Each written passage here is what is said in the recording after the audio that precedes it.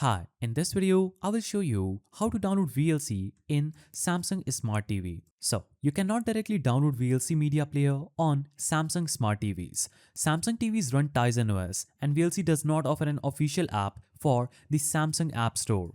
So, that's why VLC won't appear when you search for it on your TV. So, method 1 is using Samsung TV's built-in media player. That is the best alternative. You can copy your video files into a USB drive, plug USB into your Samsung TV, open source, click USB device, and play the video using the default media player. It supports MP4, MKV, AVI, subtitles, and more.